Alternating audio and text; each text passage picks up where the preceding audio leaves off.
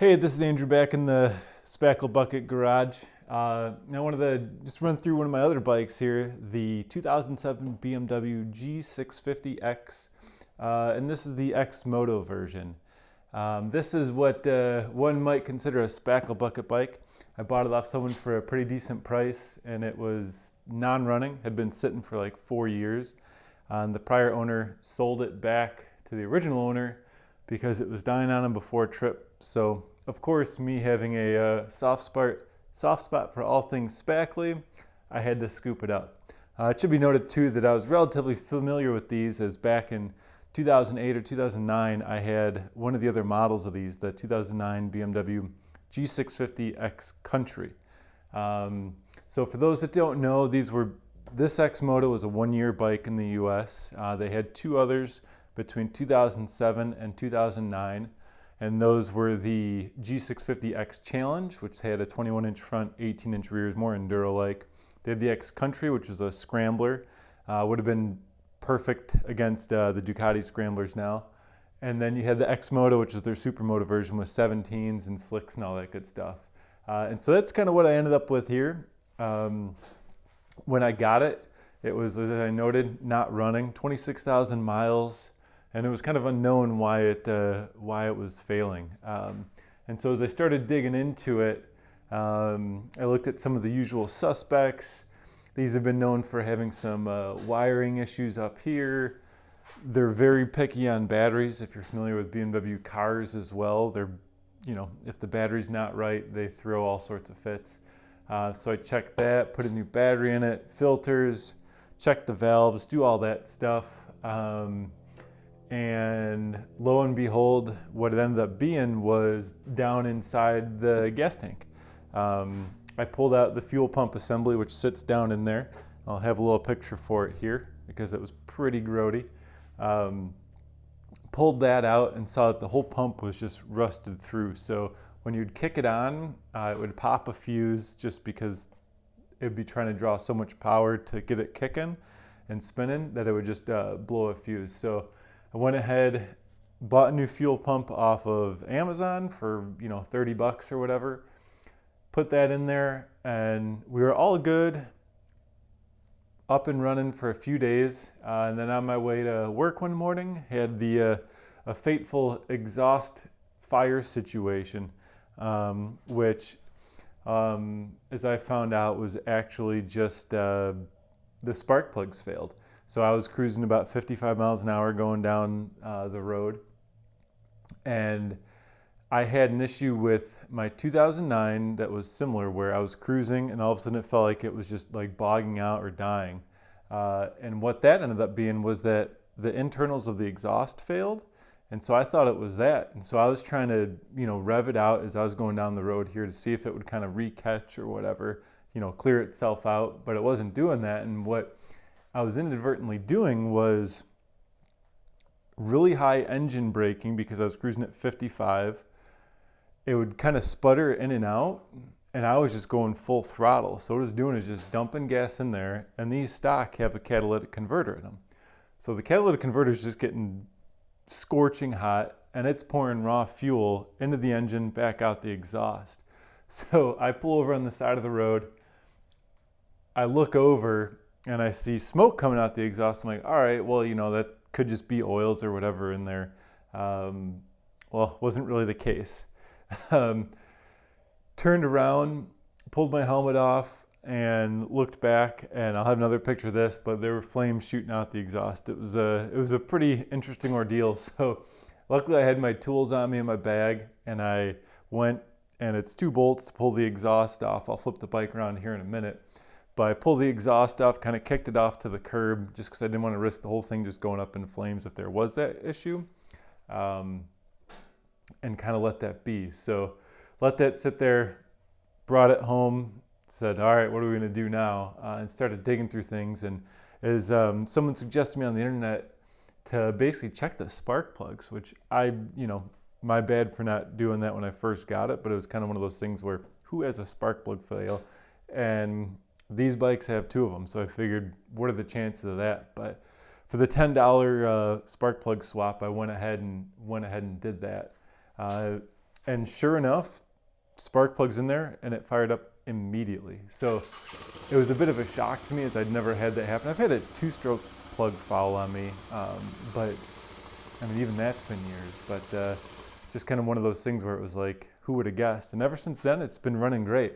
The only issues that I've had with it, I mean, this bike has 26,000 miles. I think it's been to Alaska 2 or 3 times by the previous owners. Pretty crazy, which is nice though, because they put the Renasco seat on there. And if you're not familiar with Renasco seats, they're extremely comfortable. And I've had, was it the Seat Concepts? I had one of those on my 350 and that was good, but nowhere near as good as the Renasco. It just kind of cradles you. It helps that this bike's a little wider than, you know, the smaller Enduros and all that, but definitely very nice to have. But there's a few other things that still kind of make this bike a little spackly, but still the base of this bike is really a solid bike. And it's something that if you're looking to get something for inexpensive, you can find these with pretty low miles in the $3,000 range. Some of the X Challenge with the 21 and 18s, some of those guys get a little bonkers on the pricing. You'll see some like at $7,000, $8,000. And, you know, as nice as these bikes are for that kind of money, you can set up a newer bike that has, you know, all sorts of very easy to get parts for the same kind of money. But if you can scoop one of these up for a decent price, they're really good. They've got like, I want to say it's like 10 inches on the suspension, front and rear. The power on it is really nice. People will whine about the fact that it's a 5-speed gearbox, but this 5-speed in here has one of the widest spreads of all the bikes available. And so this was actually, this engine here, this 650 was a derivative of the legendary Rotax that was in the F650 GS's, their original ones, over in you know, in the early 2000s and all that. And I'd ridden one of those. That was pretty lackluster compared to one of these. Riding this, it's got way more bottom end, way more up top, and it's just a way more well-rounded machine. Steering on them is pretty light. You know, it's a little subjective, you know, given that this has got the 17. So this feels a little more darty than when a bike's got a 21-inch on the front. But that's something, you know, that's kind of user taste and all that and what you can find available. But some of the things you want to look for on these, if you are looking at them, like I said, there's wiring issues potentially up here. Basically, as the steering works back and forth, the harness here might rub. And you can see here I've got just an extra 12 volt to power a GPS wired up to the front. Another thing to look at with these is the swing arm pivot. These ones here, they get a little rusted. Even the first one that I had back in 09, I checked that after six months of owning it, and I had to drive that out of there and redo the bearings and all that stuff. Wasn't too big of a deal, but it was still one of those things to look out for. And if you find one with ABS, which this one has, and I realize that this is an early gen of ABS with bikes, but it's kind of mind-boggling what you can do. I'll just fly straight up to a stop and slam the brake as hard as I can just to see if I could like stop it or whatever. And it literally just, you get slammed forward as you're gripping into the seat and, you know, fake tank here. And it just stops you instantly. It's pretty incredible. So it's something where, you know, if you're primarily doing street riding, it's nice to have that. But it is worth noting that the ABS, if you want to bleed that, there's an extra bleeder screw up in the brake master cylinder. So it's something to look for. A lot of people don't realize that, and they think they need a special BMW tool to bleed the ABS. You don't. You just crack a little bleed screw up in here, pump the brakes, you'll see air bubble out, close that up, and you're good to go. So really, there's not too many other things to look for on these. Some people have issues with regards to the regulator rectifier. There's a pretty cheap alternative for that. These bikes, the engines were made in either Taiwan or somewhere along those lines. I probably have that wrong, so double check online. But these older ones, the clutch is on the opposite side, and the 07s had an issue where the post that's in the middle of the clutch that actuates it wears out kind of the main housing. A lot of people were originally boring those out and pressing in a sleeve. You don't have to do that anymore. There's this engine, whatever manufacturer in Asia, they sell them for about 30 bucks. Because this motor was also then used in subsequent G650GS bikes, which replaced the F650GS. Yep, thanks BMW for keeping that nice and confusing. But then it was also used on the Husqvarna TR650 when it was still Italian Husky. So it was there and a bunch of other places. So it's got a long history, and it's not like it was just dropped off the face of the earth. So you can get that. That's a lot easier, you know, if you're in the middle of winter like I am here, and you think that that might be an issue. It's something to go ahead and you know, just order up and have it on hand. And if you want to know what that is like with the clutch, if it feels like it's kind of like slipping out on you, but it's like not that the clutch is slipping like under high power, but if you're going to pull it in, you're not getting full actuation, it's likely something with that bushing in there. It's allowing just too much play, and it's not pushing enough of the rod inwards to, you know, deactivate the clutch there for you. So let me go ahead, I'll flip this around really quick, and I'll show you some of the other stuff with this, and we'll take it from there.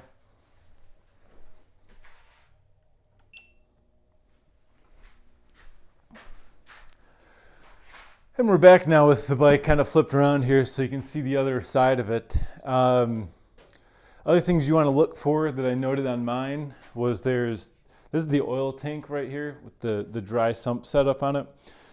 There's an oil line that goes from the head up over to this, and mine that had like worn through, it kind of rubbed on the frame or somewhere in here. So you can buy that part online or just a quick bit of hose, and it was fixed for about $2. Not a big deal.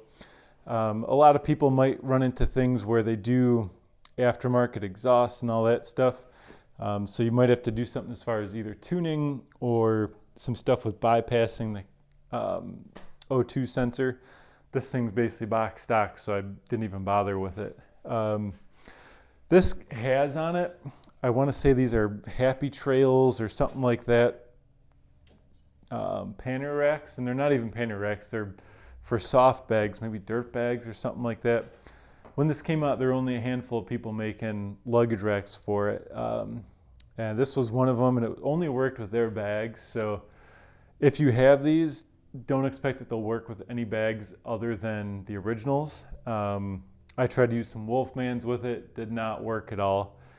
So that kind of sucked because it's like, you know, the stock exhaust here with the giant cat in there just gets, you know, cherry red. So you want to keep your soft bags off of there. I think you can still buy Hepco Becker, stuff like that. But, you know, if you've got these, they're kind of worthless. But one of those things where you're going, well, is it a cheap enough bike? Does it even matter?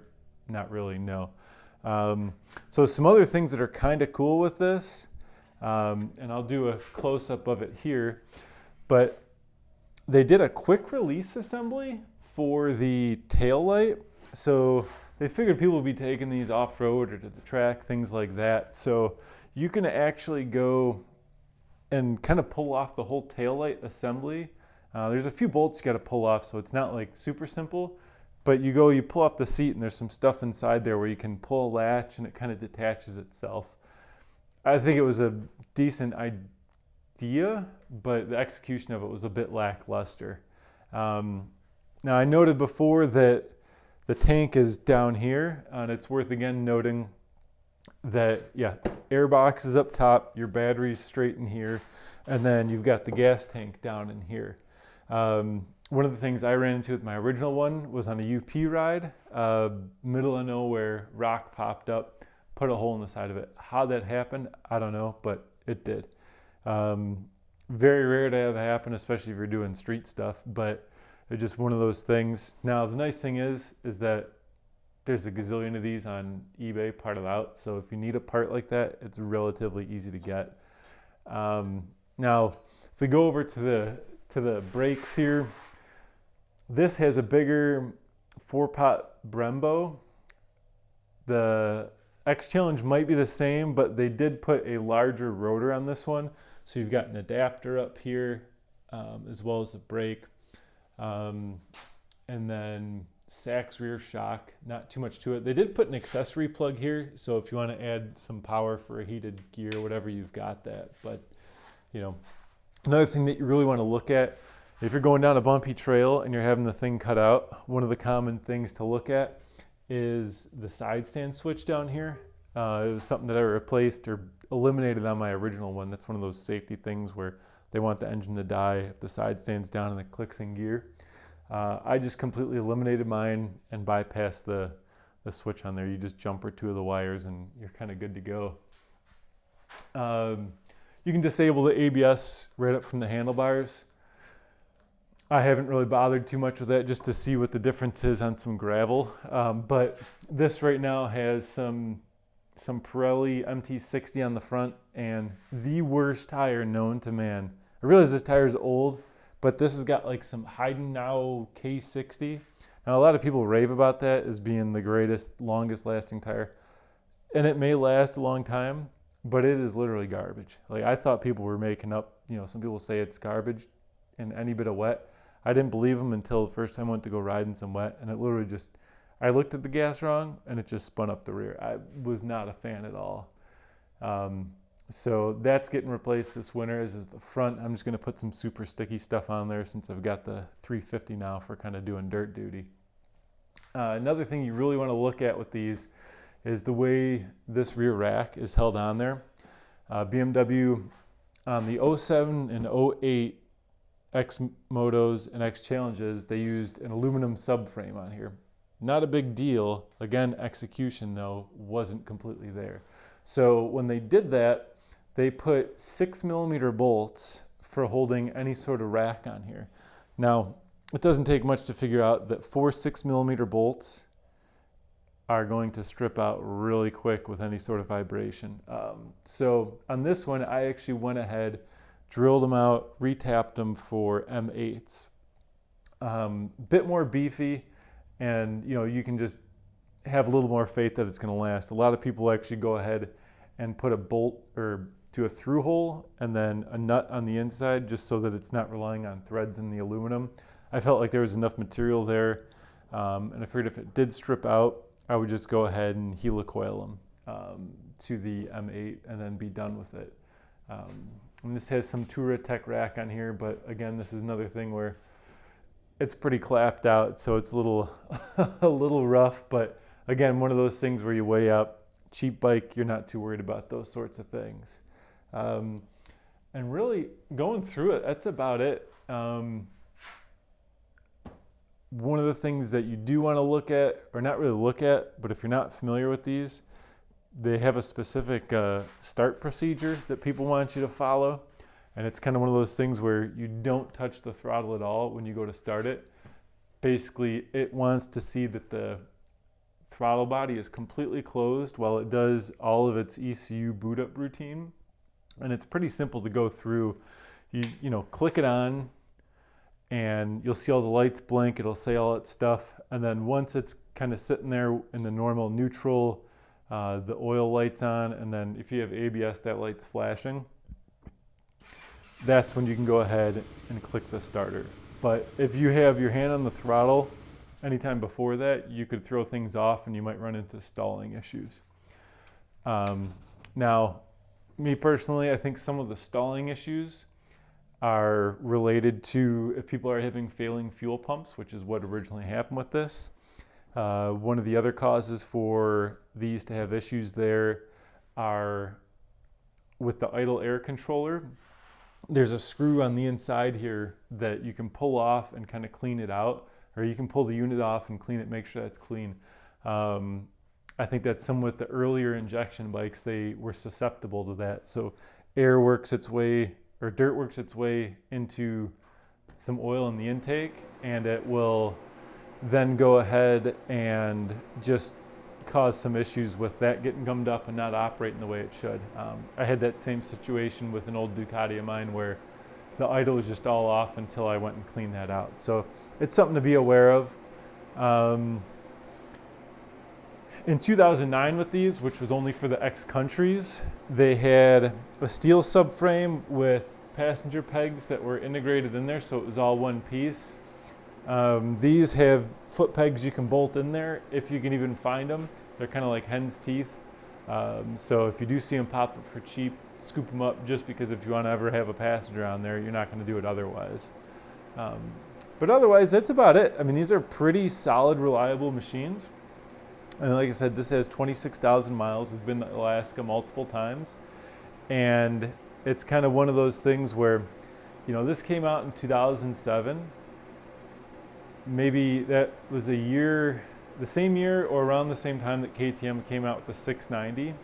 And if BMW had been thinking, they would have kept these around. Because if they would have waited, or if they would have even delayed releasing them a couple of years, they would have just sold like bonkers. It's really a universal bike that anybody can hop on.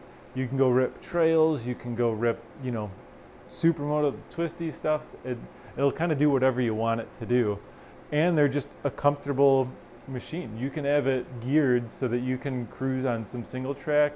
You know, you might have to click the first gear, but second gear single track's fine, and you can still cruise on the expressway at 75 and not be vibrating the snot out of your hands.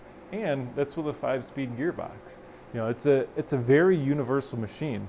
And you've got a bit more of the tidiness, I'll say, of BMW versus KTM with regards to wiring and some of that stuff. I know they've since improved that, but in that similar era, well, I guess I would just say that I would trust this era BMW over that era KTM by a long shot. So, you know, if you've got any specific questions on these bikes or anything in particular, you know, shoot me a message. I have some videos from years back that I can, you know, reference to with some different add-ons and bits. I've actually machined up different forks to fit in them, some Husky forks from my other one when I was doing more dirt bike stuff with it. Adapters for wheels, all that good stuff. There's a bunch of different options. You can kind of pick and choose and really dial these things in to fit for what you want to do with them. So yeah, if you got any questions, comments, concerns on them, you know, let me know. Otherwise, you know, check out our other videos, comment sections, like, subscribe, all that good stuff. And until next time, we'll catch you at the SpackleBucket Garage. Peace.